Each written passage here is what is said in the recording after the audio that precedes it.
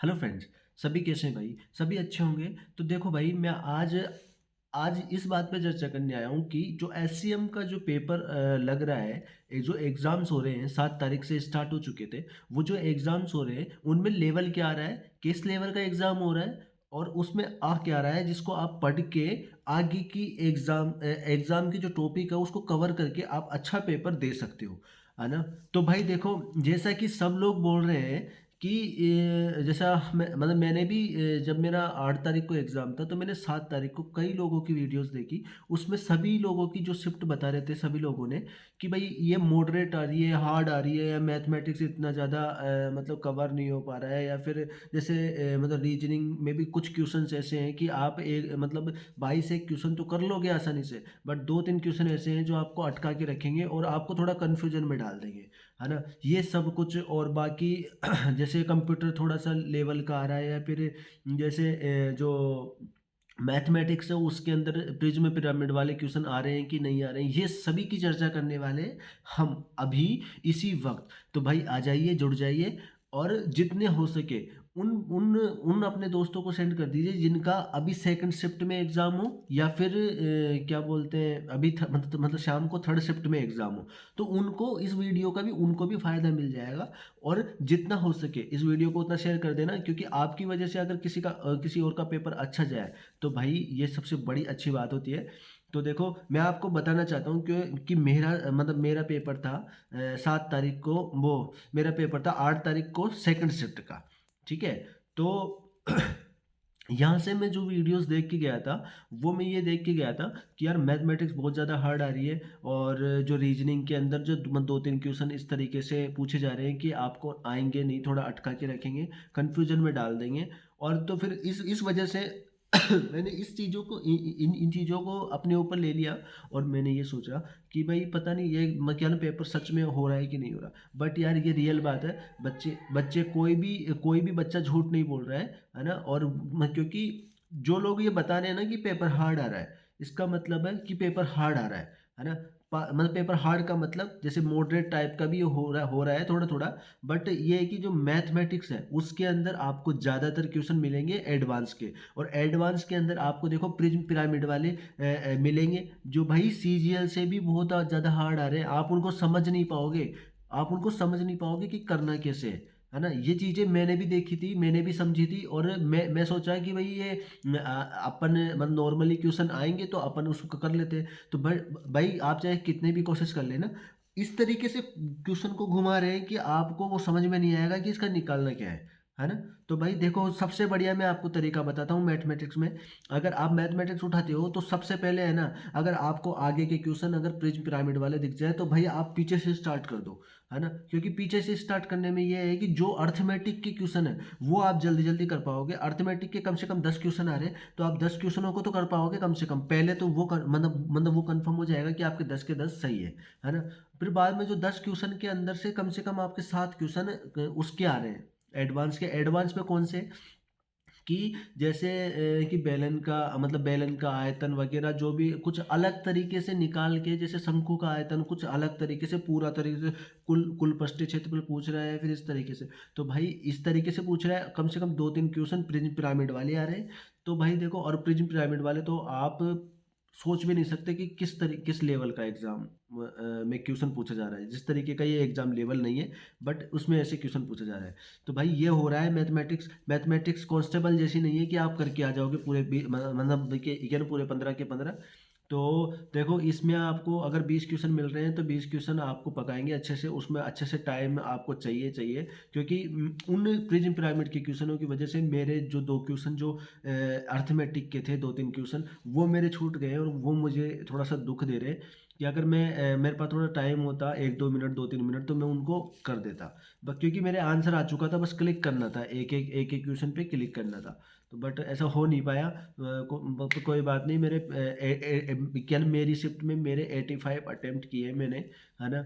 बाकी देखो, रीजनिंग की बात बताऊँ तो रीजनिंग के अंदर आप स्टार्टिंग से स्टार्ट करोगे तो आप जल्दी से जल्दी उसको मतलब करने की कोशिश करोगे, क्योंकि रीजनिंग आपको शुरुआत में तो सही लगेगी, बट आप धीरे धीरे आगे जाओगे तो आपको इस तरीके के क्वेश्चन मिलेंगे कि जैसे कि सीरीज के अंदर की कुछ ऐसे क्वेश्चन मिल जाएंगे कि जिसको आपको थोड़ा सोचना पड़ेगा, है ना, कन्फ्यूजन में रह जाओगे। और भाई स्क्वायर याद कर लेना, मतलब मेरे क्यूब वाला आया था कि इनमें से कौन सा भिन्न है जो नहीं हो पा रहा है क्यूब, है ना, तो उस वजह से तो मैंने वो क्वेश्चन भाई यानी मुझे याद है थोड़े बहुत, और मतलब बाकी मैंने उसमें जब करके देखा तो मेरे मतलब ज़्यादा हार्ड नहीं आया था वो, तो इसलिए मैं उसको कर लिया, है ना।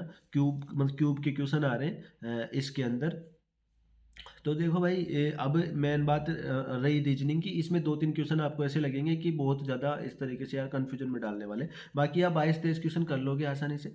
और रही बात कंप्यूटर की, जो कंप्यूटर के अंदर तो भाई देखो 10 क्वेश्चन आते हैं, 10 में से अगर आपने 5 भी कर दिए वो बहुत बड़ी बात हो जाएगी, सही है, कोई दिक्कत नहीं है ना। क्योंकि उसमें ये मतलब कई बार होता है कि कंप्यूटर अपन ज़्यादा ध्यान नहीं देते हैं, ज़्यादा पढ़ते नहीं, क्योंकि अपने को उसका टाइम नहीं मिल पाता है। तो इसलिए ये रहता है कि जो कंप्यूटर में जो है तो बेसिक नॉलेज, बट आप उसमें कर नहीं पाओगे। तो भाई मैं तो 10 के 10 करके आया हूँ, क्योंकि मेरे इतने क्वेश्चन हार्ड मुझे लग नहीं रहे थे, बाकी अब आंसर के आने पे पता चलेगा कि मेरे कितने सही है। क्योंकि जो अपन सोचते हैं वो होता नहीं है ना। तो भाई देखो ये चीज़ है। और बाकी जो अब कौन सी सब्जेक्ट रही है, इंग्लिश। इंग्लिश के अंदर भाई आपको है ना जो सबसे ज़्यादा वोकेब मिलेगी, सबसे ज़्यादा एक्टिव पैसिव वॉइस मिलेगी 25 क्वेश्चनों में।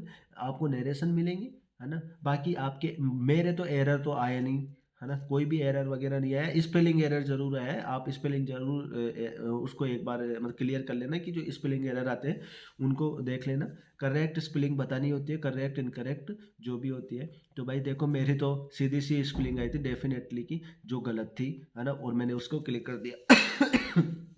बाकी थी वोकेब की बात करूं तो वोकेब आपकी थोड़ी सी अलग पूछी जाती है ना। बट ये है कि आपको आ जाएगा उसका आंसर, है ना। मेरे जो आया था, मैं एक ईडीएम आया था, ग्लूमी ग्लूमी सेट माइंड्स, इस तरीके से आया था कुछ कुछ करके। तो उसमें मेरे है ना, एक तो मेरे हमेशा यही रहता है कि 2 ऑप्शन ऐसे आ जाते हैं कि जिसमें मैं कन्फ्यूजन में रह जाता हूँ। एक तो आया था एंजाइटी, एक आया था वो क्या नाम, मेलनकली, है ना। तो उसमें मेलनकली होना था उदास के लिए, बट मैंने मेलनकली को, है ना, जो उस टाइम पे मेरे जो दिमाग में जो थॉट्स आए उसके लिए वो ये आए कि मेलनकली का मतलब होता है किसी से घृणा करना। तो बाकी उसका अर्थ होता है दुख, दुख के बेस में होता है वो। तो वो आंसर होता, बट मैंने है ना वो क्या नाम है, एंजाइटी कराया मेरे मतलब मेरे दोस्त का, और मेरा सेम टाइम पे था, है ना। तो मैंने मेरे दोस्त को भी पूछा तो उसने तो सही किया है वो, है ना, बट मेरा गलत हो गया। कोई बात नहीं। बाकी पैसेज भाई, पैसेज आपको बहुत बड़ा मिलने वाला है। जिस पैसेज में से दो दो क्वेश्चन ऐसे पूछे हैं मुझे जो सिमिलर पूछे थे, है ना। तो उनका आप आंसर कर दोगे जहाँ तक है, जहाँ तक है ना। बाकी जो 3 क्वेश्चन है वो मतलब वही रिक्त स्थान वाले पूछे हैं, क्लोज टेस्ट आया था, ये ध्यान रखना, क्लोज टेस्ट था वो, है ना। जिसमें से आपके मतलब तीनों के तीन मतलब 2 क्वेश्चन तो प्रीपोजिशन वाले थे और एक था वर्ब वाला, है ना। प्री हाँ हाँ हाँ वही था, प्रीविलेंस ऐसे कुछ था मेरे, वर्ब वाला उसमें वो लगाना था, है ना। तो इस तरीके से तो तो ये वाली चीज़ रह गई इंग्लिश की, है ना। बाकी देखो लेवल इंग्लिश का ज़्यादा हार्ड नहीं आ रहा है। अगर आपने एसएससी की तैयारी करी हो तो आपको आपको आराम से दिख जाएगा, कोई दिक्कत नहीं है। और इंग्लिश, मैथ और जीके, जीके के अंदर मतलब जीके के अंदर आपको वो मतलब जो चीज़ ये लोग बोल रहे हैं ना यूट्यूब पे कि इतना हार्ड आ रहा है इतना, और भाई 20 क्वेश्चन आ रहे हैं, 20 में से अगर आप 10 क्वेश्चन भी करके आते हो तो बहुत बढ़िया बात है। बाकी देखो आपके टोटल अटेम्प्ट कम से कम 70 प्लस तो होने चाहिए, क्योंकि पेपर हार्ड आ रहा है इसका मतलब नहीं कि कोई कर रहा नहीं है। देखो भाई 80 के समथिंग तो सभी अटेम्प्ट कर रहे हैं, आपके कम से कम 70 प्लस तो अटेम्प्ट होने चाहिए, जब जाके आपके कुछ नेगेटिव होके कुछ नंबर मिलेंगे, है ना। अगर आप एसटी कैटेगरी से बिलोंग करते हो तो आपको आपको कम से कम यहाँ पे 55 प्लस नंबर तो लेके आने पड़ेंगे, जब जाके इसमें आप टाइपिंग टेस्ट दे सकते हो, जो भी इसका होता है आगे का सिस्टम, है ना।